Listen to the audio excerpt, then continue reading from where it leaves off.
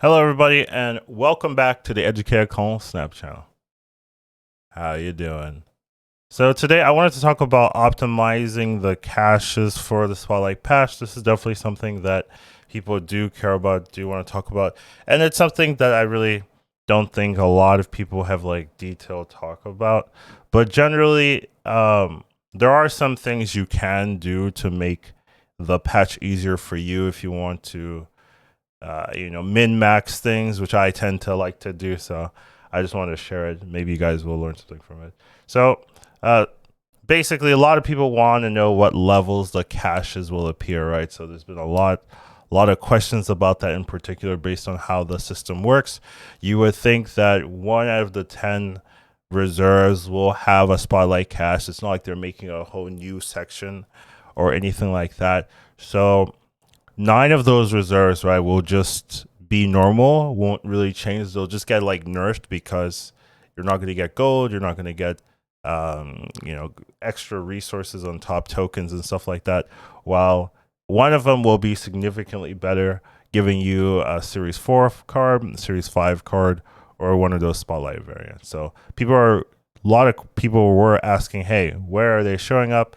But Second Dinner kind of said that they're still working a little bit on last minute tuning, so they can't confirm exactly where they're going to land on the collection track. That's probably a lie. Like they probably know where it's gonna land, but they don't want to tell people.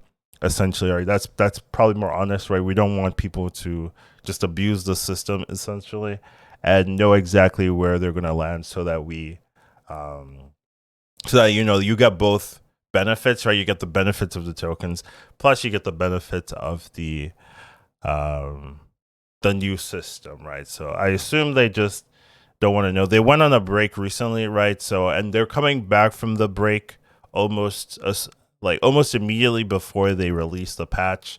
So they're probably not going to have time to tell people, oh, we fixed it, it's going to be here, right? But it's probably like they just don't want to tell us. So there is like a general rundown in terms of what we can do, I guess, to kind of maximize our odds.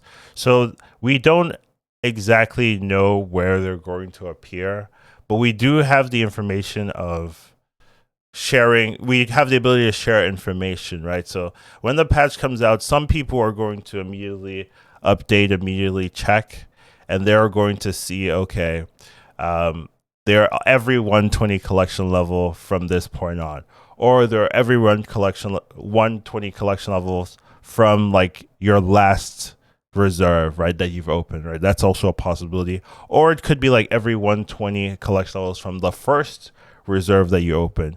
So we don't actually know where exactly these will start. It could also be the case where it's um, randomly generated between every set of 10, right? Kind of like where the reserves are. That could also be very possible, right? So we don't know exactly the details, but we can wait for others to update and then figure it out, and then we can adjust from there. So that's the general game plan. If you want to optimize, you're going to have to be active on the patch day.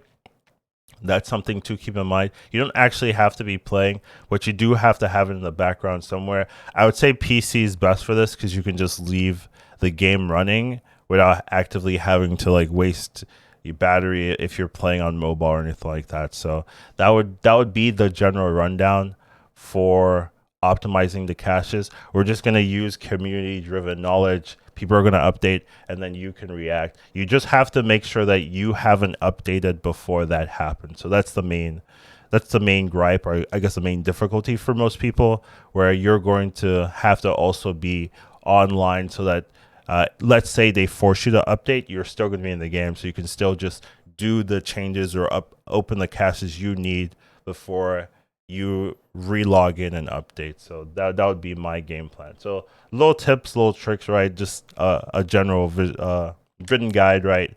I'd say first thing you want to do is disable the auto updates. So it's just good. I don't think iOS can do this, but it's a good idea to just disable the automatic updates. I know Steam and Android can do that decently, but iOS can't really. I don't think they can do it. It's just like it just kind of says, "Hey, update before you can play." A lot of the times, but if you can do it on iOS, definitely write in the comments or something like that. But that's something, just a good idea if you want to optimize. Just make sure that you don't get blindsided with the update before you get to React. Next thing to do is to have the game on during patch day. So patch is on July 11th. So the reason why you want to have the game on is sometimes, let's say you do disable updates, but you play on the 12th, right? The game might not be able to launch until you update. So this is just like a more reliable way of making sure you don't get blindsided. Because just sometimes you just can't launch the game before your update. So by having it in the background, you can still always react. You can still switch that tab and then just do the changes you need or open the cache you need before you relog and then get the new update. So this is just a good idea to have it. Just be aware, July 11th, you just want to have it in the background somewhere. Next thing you want to do is just you wait for the update, right? And you want to see how the caches are distributed. I talked about how it could be random. It could be first open cache. It could be 120 from 500. It could be 120 from 1,000, wherever.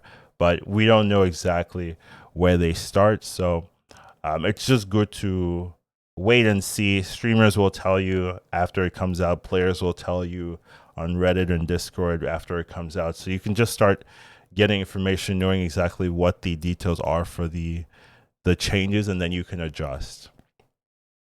And then you just want to use that information you get to make informed choices. Whether you want to open your caches now or not, is up to you.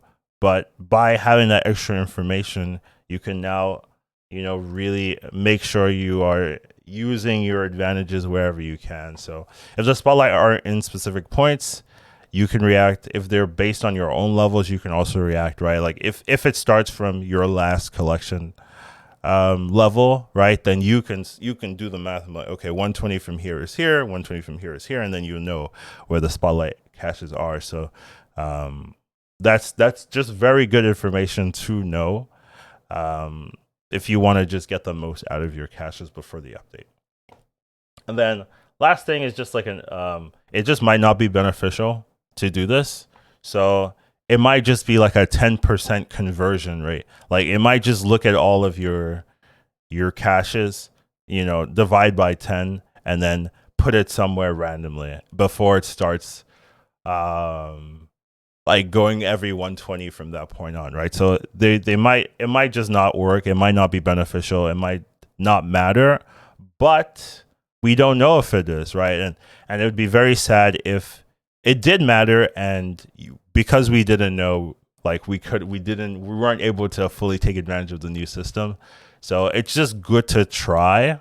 Even if it doesn't matter, it's just good to be aware that, okay, maybe if it does, then we can, get a couple more tokens, a couple more gold for our trouble. So it's just this is just a gamer thing, honestly.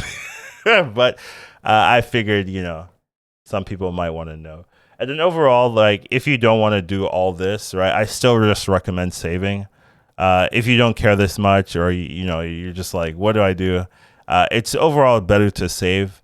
Yes, some people argue that you get more tokens, you get more gold, but you don't really need all that with the new system. This new system will be giving you more cards, and you are able to control the cards you get. Like as long as you are saving your spotlight caches for the new cards that you want, you are able to control the cards you get. So as well as getting like extra random cards on top.